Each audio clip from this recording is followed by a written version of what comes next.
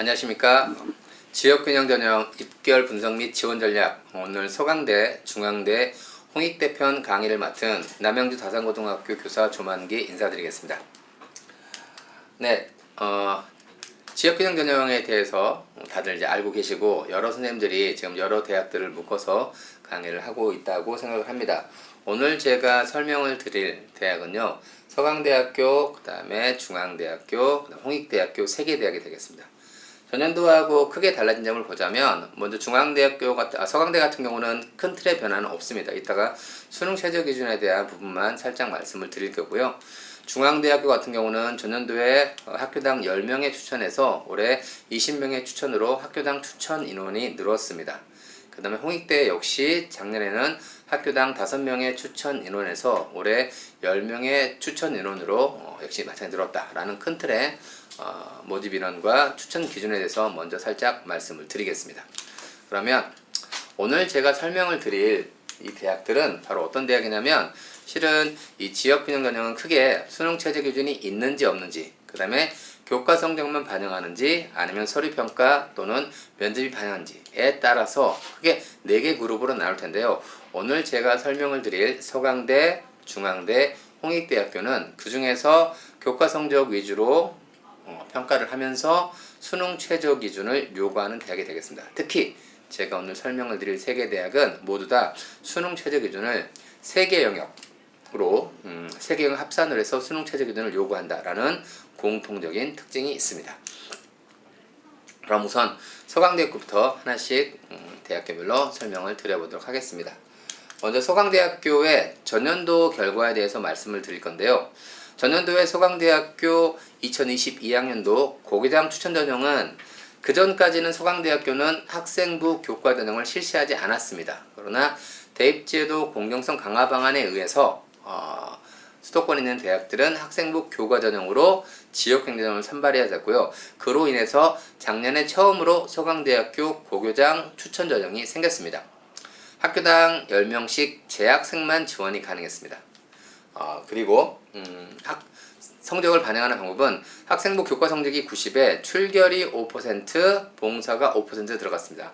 하지만 대부분 학생부 교과 전형으로 지원한 친구들은 출결과 봉사에서 변별력은 거의 없습니다. 그래서 학생부 교과 성적이라고 봐도 거의 무방을 하고요.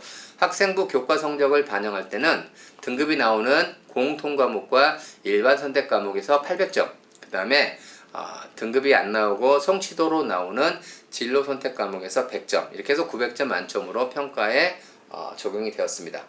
말씀드렸다시피 서강대학교는 수능 최저 기준이 있는 대학이라고 말씀을 드렸죠. 특히 서강대학교 수능 최저 기준의 작년도의 특징은 뭐냐면, 원래 애초에 발표된 서강대학교 2022학년도 고교장 추천 전형의 최저 기준은 3개 영역 등급 합 6이었습니다.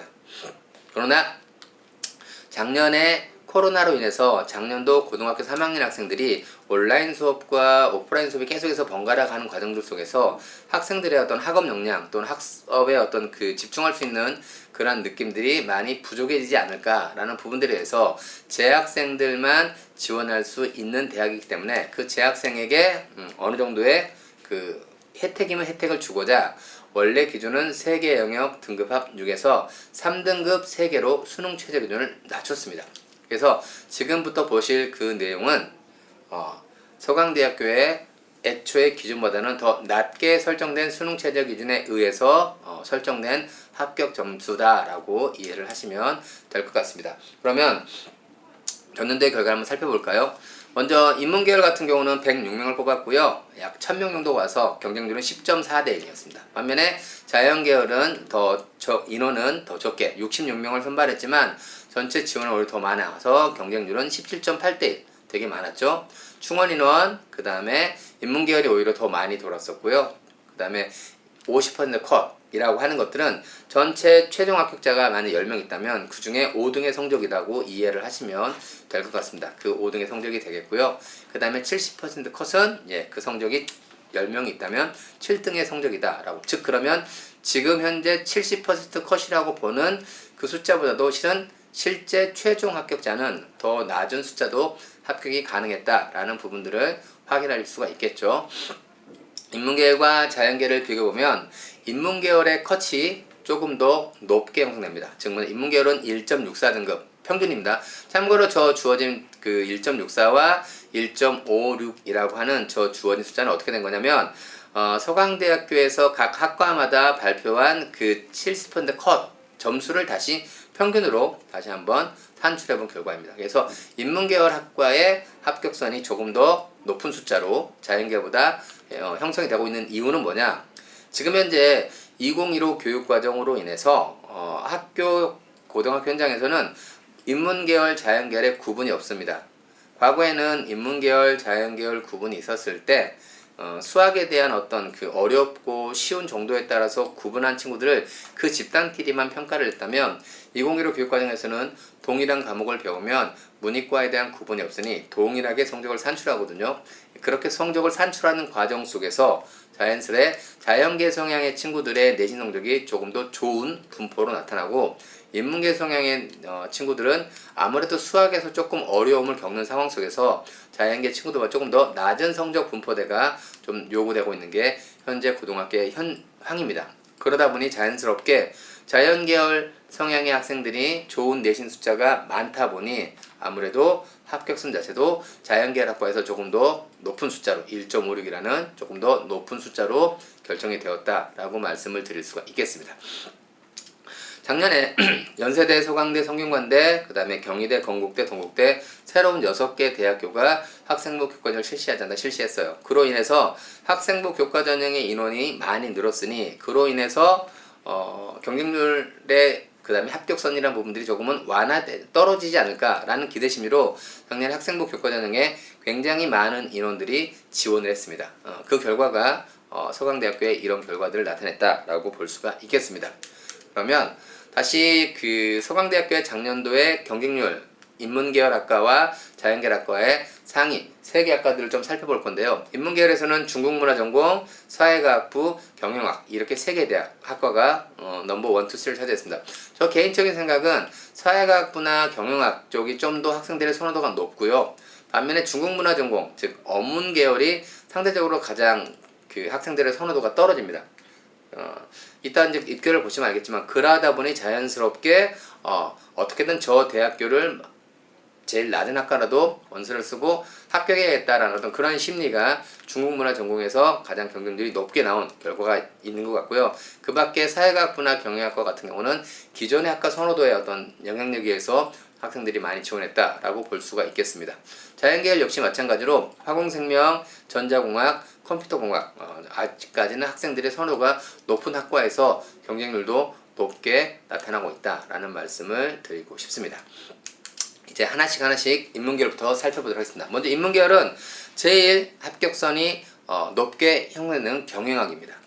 그래서 보시면 아무래도 그 앞쪽에는 경영학이라든가 아까 말한 사회과학부가 경쟁률이 높았죠. 제일 끝에 있는 중국문화 전공, 중국문화가 경쟁이 높지만 상대적으로 어쨌든 경쟁률이 높았을 때 조금 합격선이 더 좋게, 그 다음에 경쟁률이 낮아질수록 내신 등급이 더 높게 나타나는 현상들을 어느 정도 살펴볼 수가 있을 것 같습니다.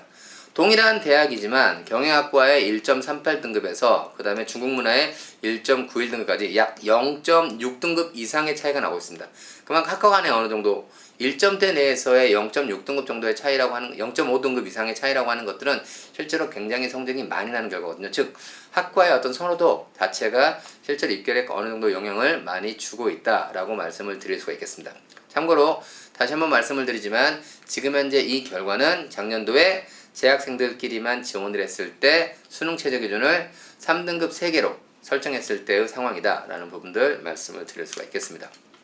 자연계열 학과 보겠습니다. 자연계열은 인문계열 학과보다는 제일 높은 학과가 1.4등급, 제일 낮은 학과가 1.66등급에서 약 0.26. 아무래도 자연계열 학과가 아까 앞에서 서두에 말씀을 드렸다시피 내신 성적 좋은 친구들이 조금 더 많이 있는 상황이다 보니 자연스럽게 합격선의 어떤 편차가 인문계열보다는 조금 줄어든 상황이다 라고 말씀을 드릴 수가 있겠고요. 빨간색의 실선 그래프가 경쟁률을 나타내는 건데 경쟁률이 아무래도 제일 높은 학과에서부터 쭉 전반적인 경쟁률의 추세선은 낮아지는 상황에서 합격선이 내신 등급이 올라가는 그 구조가 역시 마찬가지로 확인할 수가 있습니다. 보시면 공대 계열에서의 경쟁률과 합격선이 조금 더 좋게 나타나고, 반면에 보시면 화학, 생명과학, 물리학 이런 자연과학 대학에서의 합격선이 조금 더 낮게 나타나는 그런 상황들 살펴보실 수 있을 것 같습니다. 자, 그러면 올해 이제 2023학년도 서강대학교 고교당 추천 전형은 어떻게 봐야 되느냐? 일단 어쨌든 작년도에는요, 새롭게 연세대, 서강대 이런 6개 대학들가 새롭게 학생부 교과전형을 새롭게 신설했어요. 그 전까지 결과가 없었어요. 그러니까 아직까지 입시가 치러지지 않은 상황에서 그럼에도 불구하고 학생부 교과전형으로 선발하는 인원 전반적으로 늘어나다 보니 이 결과에 의해서 합격선이 조금 낮게 형성되겠지라는 기대 심리에 의해서 작년도에는 굉장히 많은 학생들이 학생부 교과전형으로 지원을 했습니다. 하지만 올해는요. 올해부터는 이제는 새롭게 신설한 대학들이 아니잖아요. 이제는 전년도의 입시 결과에 의해서 이 대학교가 이 정도 내신 성적이면 합격이 가능하고라는 전년도의 입시 결과를 보고 지원을 하게 됩니다. 신학생부 교과전형을 대부분 상담하실 때 학교의 선생님들이 자, 어느 대학교 무슨 과를 지원하고 싶다면 그 대학에 대한 너의 내신 성적은 몇 등급이야. 그런데 전년도엔 이 정도의 점수대가 합격을 했네. 그럼 그 범주 안에 들어가면 한번 지원을 해보고, 조금 부족하거나 조금 남으면 소신이라든가 안정으로 지원하는 그런 경향을 잡는 게 학생부 교과전형의 특징이거든요. 그래서 올해는 어쨌든 아까 앞에서 보셨던 인문계열, 자연계열의 어떤 그런 70% 컷이라고 하는 그 주어진 점수를 전혀 무시하고 원서를 쓸 수는 없을 겁니다. 왜? 대부분의 학생부 교과를 쓰는 친구들이 바로 그렇게 지원을 하기 때문에 그렇습니다. 그래서 그 부분을 확인하셔서 지원 전략을 잡는 게 필요하다라는 말씀을 드리고 싶고요. 전년도하고 똑같이 출결과 봉사가 반영이 됩니다. 하지만 앞에서도 말씀을 드렸다시피 출결과 봉사가 반영이 된다 하더라도 그것들이 실제로 학벌에 미치는 영향이 극히 미비하다라는 부분들. 그럼에도 불구하고 또 저점수를 마이너스 당하는 아이들이 그리 썩 많지 않습니다.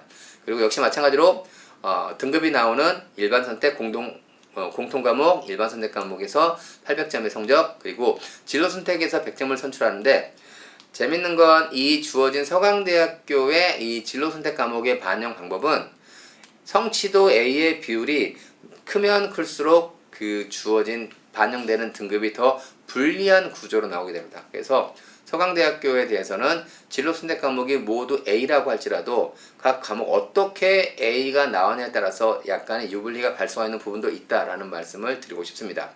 그리고 서강대학교의 고교당 추천 전형 올해 가장 중요한 포인트는 뭐냐? 작년에는 코로나로 인해서 고3 재학생이 조금은 수능에 대한 부담감이 클 것 같아서 원래 애초에 세계함 6등급에서 3등급 세계로 최저 기준을 낮췄다면 올해는 낮추지 않았습니다. 올해 고3들은 온라인 수업을 안 했거든요. 그냥 코로나 상황에서 위드 코로나로 계속해서 학교의 등교 수업이 원칙이었기 때문에 그로 인해서 올해는 대학들이 재학생들에게 코로나에 의한 그러한 어떤 보상 이런 것들을 해주지 않았기 때문에, 그래서 올해는 세계함 6등급의 수능 최저 기준을 요구하고 있습니다. 아무래도 작년에 세계 3등급, 즉 세계합 9죠. 세계 3등급에서 세계합 6으로 아무래도 최저 기준이 조금은 많이 올랐다고 볼 수도 있는 거겠죠. 그래서 아까 앞에서 보여드린 그 결과는 3등급 세계라는 수능 최저 기준에 의해서 나온 결과입니다. 그렇다면 수능 최저 기준이 세계합 6등급으로 조금 상향됐다면 그로 인해서 수능 최저 기준을 충족하는 학생들은 전년도 지원자에 비해서는 더 줄겠죠. 그런 부분들은 어느 정도의 합격선이 떨어지는 효과를 가져올 수도 있다라는 말씀을 조심스럽게 드릴 수가 있겠습니다. 자, 두 번째는 중앙대학교에 대한 분석을 해드리도록 하겠습니다. 자, 중앙대학교의 2022학년도 지역경제는 어떤 특징이 있었냐? 참고로 중앙대학교는 그 전에도 학생부 교과전형을 실시하던 대학이었어요. 그래서 그 전에 실시하던 학생부 교과전형을 그냥 지역경제로 변환한 거죠. 단 학생부 교과전형일 때는 누구나 쓸 수 있는 그러한 자격의 전형이었다면 지역균형 전형으로 변환이 되면서 누구나 쓸 수 있는 게 아니라 각 고등학교에서 고3 재학생만 쓸 수 있고 그 다음에 주어진 학교당 지원 인원은 10명으로 제한을 했다. 하지만 보통 중앙대학교 학생부 교과 전형에 단위학교에서 10명 이상씩 쓰는 고등학교는 거의 없었습니다. 제가 보기에는 그래서 학생부 기존의 교과 전형이 지역 전형으로 바뀌었다고 하지만 큰 틀의 변화는 거의 없다라고 볼 수가 있겠습니다. 그리고 아까 서강대처럼 여기도 출결과 봉사를 작년도에 반영했는데요. 출결과 봉사의 비율이 좀 더 큽니다. 각각 15점, 15점에서 30%나 되고요. 학생부 교과는 70%의 반영 비율로 적용이 됐습니다. 하지만 역시 말씀을 드리지만 대부분의 출결, 미인정일 때만 감점이 되는 거고요. 봉사 같은 경우도 거의 교내 봉사로 거의 다 만점이 채워지는 상황이라서 역시 교과 성적에 의한 합불의 영향이 있다라는 말씀을 드리고 싶고요. 역시 내신 성적을 반영할 때는 어떻게 했냐? 등급이 나오는 공통 과목과 일반 선택 과목에서 90%의 성적을 산출했고 등급이 나오지 않고 성취도로 나오는 진로 선택 과목에서 10%의 성적을 반영했습니다. 그리고 이 중앙대학교 2022학년도 지역균형 전형에서도 이 중앙대학교가 재학생만 원서를 쓸 수 있는 대학교였기에 약간의 아까 코로나로 인한 보상에 대한 어떤 그런 부분들을 약간 적용을 했는데요. 어떤 부분이냐? 실제로 작년도에 중앙대학교 지역균형 전형에서의 수능 최저 기준은 인문계열학과는 세계합 6등급이었고요. 자연계열학과는 세계합 7등급이었습니다. 보통 인문계열학과의 최저 기준이 자연계열학과보다 더 높게 설정되는 이유는 보통 저희가 수능을 보게 되면 사회탐구를 선택한 학생들이 약 55%, 그 다음에 과학탐구를 선택한 학생이 약 44%로 약 5대 4의 비율로 인문계열 학생이 더 많거든요. 그러니까 인문계열 학생들이 더 많으면 그로 인해서 1등급도 인문계열이 더 많이 나오겠지라는 구조에 의해서 기존에 계속해서 동일한 대학이라도 인문계열학과의 수능 최저 기준을 자연계열학과보다는 한 등급 정도 높게 설정하는 게 기본적인 상황이었습니다. 그런 상황에서 작년에 수능이 새롭게 바뀌었죠. 선택형 수능으로 국어하고 수학에서 공통과목과 선택과목이라는 게 새롭게 생겼습니다. 근데 특히 수학에서 확률과 통계를 선택한 학생들이 미적분이나 기하를 선택한 학생들에 비해서 동일한 원점수를 맞았을 때 더 낮은 표준점수와 백분위와 등급을 맞는 경우가 발생했습니다. 따라서 그로 인해서 인문계열학과에 원래 세계합 6등급이라고 하는 그 주어진 최저 기준을 인문계열 학생들이 왜 그러냐면 세 개 영역의 등급을 반영하면 딱 세 개만 할 수는 없거든요. 혹시 모르니 거의 다 정시를 준비하는 친구처럼 4개 모두를 준비하는 학생들이 많은데 그랬을 때 선택형 수능으로 바뀐 상황에서 수학에서 확률과 통계를 선택할 수밖에 없는 인문계열 학생들이 상대적으로 등급을 받기가 어려운 구조였기 때문에 그러한 부분들을 조금은 완화시키고자 인문계열 학과도 애초에 세계합 6등급에서 세계합 7등급으로 최저 기준을 조금은 완화했다라는 부분들이 작년도 코로나 상황에서 중앙대가 학생들에게 배려한 부분이다라고 말씀드릴 수가 있겠습니다. 자, 중앙대학교 역시 마찬가지로 그러면 중앙대학교는 아까 말씀을 드렸다시피 전년도에도 학생부 교과 전형이 있다라고 말씀을 드렸어요. 먼저 인문계열은 보면 선발 인원이 약 40명이 늘었습니다. 그렇죠. 208명에서 248명으로. 그런데 지원 인원은요 1700명에서 2500명으로 거의 2배 가까이 늘었죠. 실제로 전년도와 재작년도에 보면 전년도에 약 3600명 정도가 지원하는 상황에서 이번엔 6100명으로 거의 약 1.8배 정도가 늘었습니다.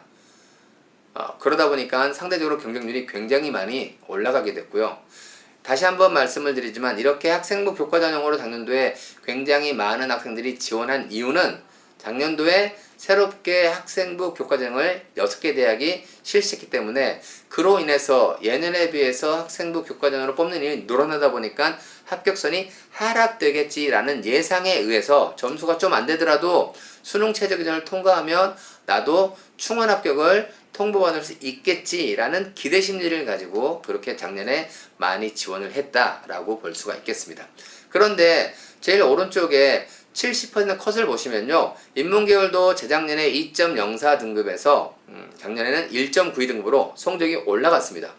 자연계열도 1.79 등급에서 1.72 등급으로 역시 예년보다 합격선의 등급이 올라갔습니다.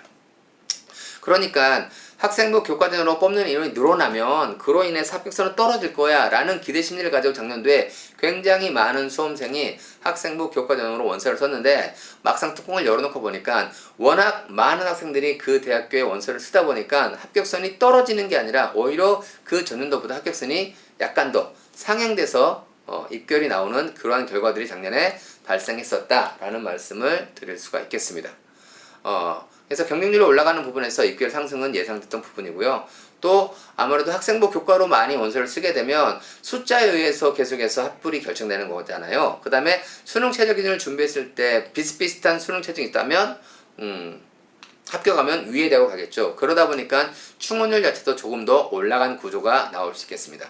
또 하나의 특징은 인문계열의 평균 등급은 1.92등급, 자연계열학과의 평균 등급은 1.72등급으로 자연계열학과가 더 높은 숫자로 높은 내신 등급으로 합격선이 유지되는 것들은 아까 말씀드린 2015 교육과정에서 교과 성적 산출 방법의 변화에 따른 그러한 영향력이다 라고 말씀드릴 수가 있겠습니다.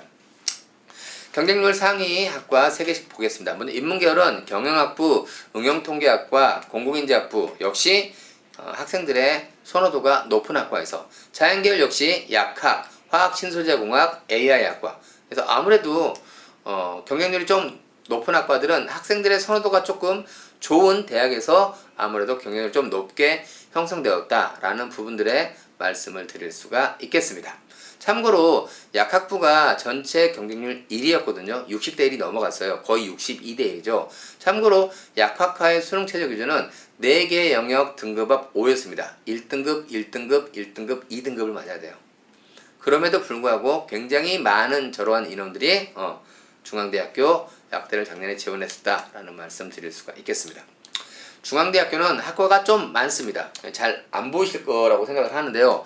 보시면 그래도 왼쪽에 있는 여기도 보시면 중간 정도에 보면 중간 정도의 한 3분의 1 정도 하위권에 보시면 아무래도 조금 경쟁률은 높은데 합격선이 조금 낮게 형성된 대학이지만 그래도 전체적인 큰 틀을 보자면 경쟁률이 높은 학과에서 합격선이 더 좋은 숫자로 합격이 이루어지고 상대적으로 합격선이 떨어지는 구조가 경쟁률이 낮아지는 구조와 조금 유사한 어떤 그런 추세와 경향성은 확인할 수가 있습니다.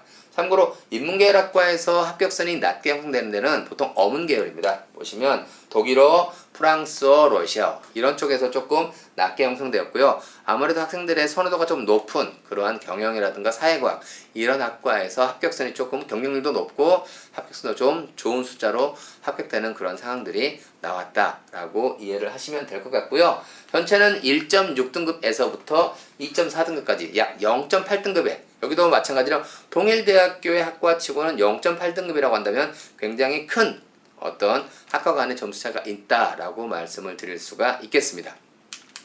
반면에 자연계열입니다. 자연계열은 보시면 확실히 경쟁률이 낮아지는 것과 합격하는 내신 등급이 큰 숫자가 되는 부분들이 상대적으로 좀 연계가 되는 것 보이시죠? 아무래도 경쟁률이 높고 선호도가 높으면 거기에 많은 아이들이 지원하기 때문에 더욱더 좋은 숫자에서 합격선이 멈추는 상황들이 나오는 것들이 자연스럽게 이런 입시 결과로 나왔다라고 말씀을 드릴 수가 있겠고요.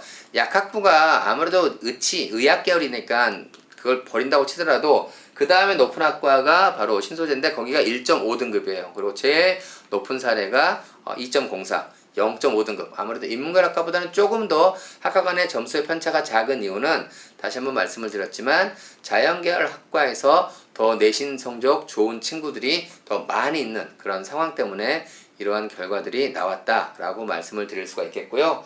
아무래도 하위권에 조금 합격선에 있는 데들은 건설 환경 또는 건축 옛날 토목이라든가 건축과 관련된 그런 학과들이 아무래도 학생들의 선호도가 조금 떨어지다 보니 자연스럽게 조금은 숫자가 커도 합격되는 상황들이 조금 더 입결이 더 큰 숫자로 입결이 형성되는 그러한 결과들을 가져왔다라고 보시면 될 것 같습니다. 자, 그런데 이제 중요한 건 올해입니다. 올해. 그러면 올해 이제 2023학년도 중앙대학교에는 아주 큰 특징이 있는데요. 어떤 특징이냐면 전년도에는 아까 보셨지만 학과가 되게 많았잖아요.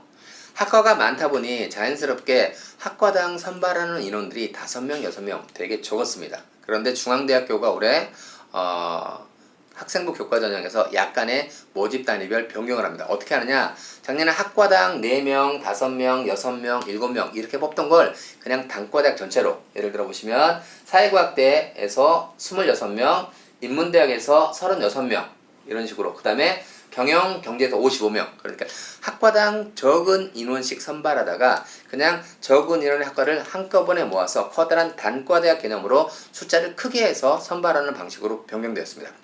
제가 보기에는 이거는 아무래도 4명, 5명밖에 안 뽑으면 거기 안에 드는 것들을 수험생들이 부담을 느끼겠죠. 하지만 25명, 30명 이렇게 뽑으면 5명, 5등, 6등 안에 드는 것보다는 25등, 26등 안에 드는 게 상대적으로 더 안정적이라고 생각합니다. 그래서 아무래도 모집 단위별 선발 인원이 더 크게 잡혔을 때 상대적으로 수험생들은 조금 더 안정적으로 지원할 수 있다라는 어떤 그런 느낌들을 갖고 있거든요. 그로 인해서 학생들이 조금 부담 갖지 말고 큰 틀로 들어와, 막상 우리 대학 들어오면 그때 학과는 나중에 결정하면 되겠지. 또 이렇게 되면 내가 예를 들어서 아까 말씀드린 어문계열, 뭐 조금 더 학생들의 선호 낮은 어문계열, 근데 인문대학에서 조금 더 경쟁률이 높은 학과도 있었거든요. 그러면 다들 그 낮은 학과로 가는 게 아니라 좀 높은 학과로 내가 2학년 때 전공을 선택할 수 있겠지라는 어떤 그런 기대심도 분명히 작용을 할 거거든요. 그러다 보니 인문계열학과, 자연계열학과에서도 역시 마찬가지로 이제 뭐 소프트웨어학부라든가 또는 자연과학대학 또는 창의 ICT 공과대학 이런 식으로 단과대학별로 이렇게 큰 틀로 인원을 변경한 것이 올해 중앙대학교 지역균형 전형에 아주 크게 변경된 부분이다 라고 말씀을 드릴 수가 있겠습니다. 이로 인해서 전년도 입결 자체를 조금 더 여러 학과들의 합격자들을 한꺼번에 봐야겠죠. 무슨 말씀이냐? 인문대학이라면 여러 인문대학의 학과들의 합격선들을 그 친구들이 한꺼번에 인문대학으로 본다라고 생각하시고 입결들 좀 보시는 필요가 있다라는 말씀을 드릴 수가 있겠습니다. 그래서 올해 2023학년도 중앙대학교 지역균형 전형을 쓸 때는 어떤 부분들을 신경 써야 되느냐? 방금 말씀드린 모집 단위별 선발 인원의 변화가 있다. 이 변화는 제가 보기에는 아무래도 지원하는 수험생 입장에서는 조금 더 안정적인 지원이 가능하다고 생각돼서 조금 더 경쟁률이 올라갈 수도 있다라고 조심스럽게 예상을 해 봅니다. 그리고 성적 산출할 때는 학생부 교과 90에 출결 10으로 봉사가 빠졌어요. 그리고 출결의 반영 비율도 줄었습니다. 그만큼 내신 성적의 영향이 훨씬 더 커졌다라고 할 수가 있겠고요. 그 학생부 교과 산출할 때는 전년도와 동일하게 등급 산출되는 과목이 90%, 진로 선택 과목은 10%. 근데 그 진로 선택 과목은 아까 서강대처럼 뭐 성취도 비율에 따라서 다르게 적용하는 게 아니라 그냥 A는 뭐, B는 뭐 이런 식으로 동일하게 적용을 한다. 그리고 작년에 처음에는 인문계열은 3개합 6등급, 자연계열은 3개합 7등급 이렇게 최대했다면 올해는 그냥 계열 구분 없이 모두 다 3개 영역 등급합 7등급으로 수능 최저 기준을 적용하는 입시가 치러진다. 즉 전년도에 치러진 입시와 올해 치러지는 입시의 수능 최저 기준의 변화는 없다. 그러면 최저 어떤 충족률이라는 부분들은 큰 틀에 어떤 상관관계는 없다. 그러니까 전년도 입시 결과를 그대로 보면서 지원 전략을 잡는 게 필요할 텐데, 그런데 거기에 또 하나의 변수가 뭐다? 아까 앞에서 말씀드린 작년에는 세부 학과별로 뽑던 것들을 그냥 통으로 묶어서 조금 더 많은 인원을 선발한다 라는 부분들에 의해서 조금 학생들의 지원 경향이 살짝 달라질 수 있다 라는 말씀으로 중앙대를 가름하도록 하겠습니다. 자, 세 번째 홍익대학교에 대한 분석을 해드리도록 하겠습니다. 참고로 홍익대학교는 가장 좀 독특한 대학이에요. 논술, 교과, 종합 모든 전형의 수능 최저 기준을 동일하게 두는 대학 중에 하나입니다. 그래서 그러다 보니 상대적으로 홍익대학교는 또 수능 최저 기준이 비슷한 그룹의 대학에 비해서 조금은 높게, 대부분의 홍익대와 같은 라인들, 과거로 하면 건대라든가 뭐 그다음에 숙명여대, 이 라인들이 보통 2개 영역 등급합을 요구했었거든요. 근데 홍익대학교는 계속해서 꾸준하게 등급합을 3개 영역으로 요구했던 그런 부분들이 좀 차이가 있었다라는 부분들을 우선 말씀을 드리겠고요. 홍익대학교는 작년도에는 졸업생도 지원 가능한 상황에서 5명을까지 지원시킬 수 있었습니다. 그런데 그럼에도 불구하고 보통 일선 고등학교에서는 만약에 홍익대를 희망하는 친구들이 있다, 졸업생과 재학생이 같이 경쟁한다, 그러면 재학생에게 우선권을 주는 경향이 대부분의 고등학교에서 일어납니다. 5명이라는 인원이 그렇게 썩 많지는 않았기에 어쨌든 그렇고요. 여기는 출결과 봉사를 반영하지 않고 그냥 학생부 교과 성적만으로 100% 반영합니다. 그리고 등급 산출 광복 90, 진로 선택 과목 10%는 동일합니다. 그리고 이 홍익대학교의 수능 최저 기준은 인문계열 학과와 자연계열 학과의 기준이 다릅니다. 인문계열은 세개 영역 등급합 7, 자연계열은 세개 영역 등급합 8 이내를 요구하고 있습니다. 아까 말씀을 드렸죠. 왜? 원래 사탐을 선택하는 인문계열 학생들의 숫자가 더 많기 때문에 그래서 인문계열 학과의 합격 최저 등급을 더 높게 설정하는 건데요. 근데 다시 한번 말씀을 드리지만 세 개의 영역을 요구하면 아무래도 수학을 포기하고 국어, 영어, 탐구로만 하기에 좀 부담될 수 있으니까 수학까지 같이 고민을 하고 하는 상황에서는 실은 인문계 학생들이 훨씬 더 수능 최저기준 충족이 어려울 수 있는 상황에서 저게 오히려 거꾸로 문과학과가 더 수능 최저가 높다고 인문계열 아이들이 3개를 반영하면 최저 통과율이 더 낮는데 이 부분들이 오히려 지원 전략으로 삼을 수도 있다라는 말씀을 드리겠습니다. 자, 그래서 역시 마찬가지로 홍익대학교도 역시 기존에 학생부 교과전형이 있던 것들을 그냥 학교장 추천 전형으로 바꾼 것 뿐이었거든요. 그러니까 기존의 학생부 교과전형과의 어떤 비교를 보자면 먼저 선발 인원 자체는 조금 줄었습니다. 홍익대학교가 교과전형의 선발 인원이 줄어난 부분들은 뭐 수능이라든가 다른 전형에서의 어떤 인원들 좀 늘렸던 부분들에 의해서 영향을 받았다라고 생각을 합니다. 그리고 재밌는 게 보통 상위 15개 대학을 따졌을 때 대부분의 대학교에서 학생부 교과 전형의 선발 인원들이 대폭 증가를 했었거든요. 근데 상대적으로 홍익대학교는 다른 대학교가 학생부 교과 전형으로 굉장히 많은 인원들이 지원을 했던 거에 비해서 홍익대학교는 작년도에 약 200, 그 이전에 비해서 약 200명 정도밖에 지원하지 않았습니다. 경쟁률은 올라갔지만 이 경쟁률이 올라간 부분들이 지원하는 인원들이 대폭 늘어서 올라갔다기보다는 예년보다 학생부 교과전형 뽑는 선발 인원이 줄어서 경쟁률이 올라갔다라고 볼 수가 있겠고요. 또 기존에는 홍익대학교처럼 세개 영역 등급합을 요구하는 대학들이 별로 없다면 이제는 그게 중앙대, 서강대, 성균관대 이런 대학들이 생겼어요. 자연스럽게 수능 최저 기준 통과할 수 있고 내신 좋은 친구들이 통과했다면 더 윗대학으로 올라가는 그러한 상황들이 있었겠죠. 그런 상황에서 여전히 홍익대학교가 그 자신이 위치한 대학에서는 비슷한 그룹에서 가장 높은 수능 최저 기준을 요구했기에 그로 인해서 수능 최저 기준을 통과한 학생들의 숫자가 그만큼 적었겠죠.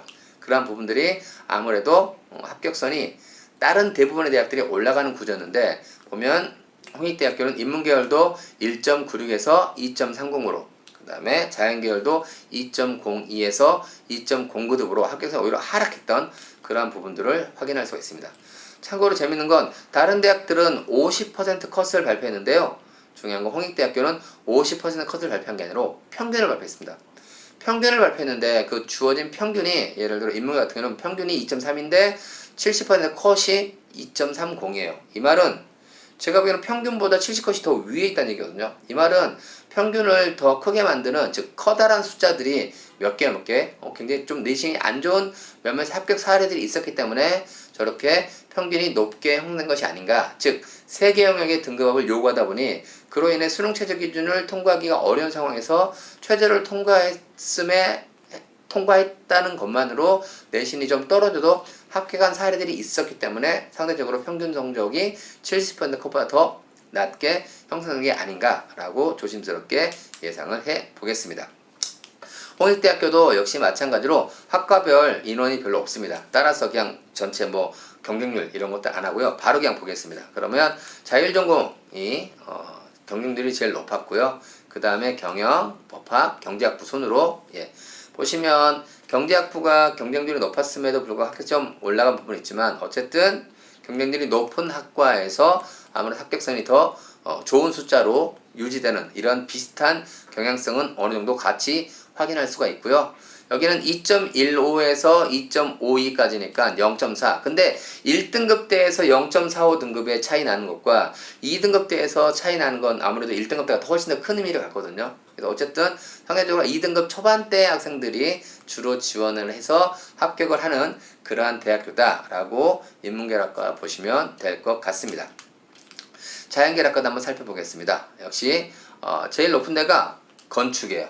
건축. 홍익대 건축은 유명하죠. 그러다 보니까 다른 데는 보통 건축학과가 제일 아까 방금 전에 중앙대도 보셨지만 건축 관련 건설 관련 학과들에 대한 기본적인 선호도가 좀 떨어진 반면에 홍익대만큼은 건축에 대한 부분들이 아무래도 좀 특성화된 어떤 그런 대학으로 인식하다 보니까 홍익대 건축학과의 합격선이 제일 높게, 경쟁률도 제일 높게 형성된 부분들을 확인할 수가 있을 것 같습니다.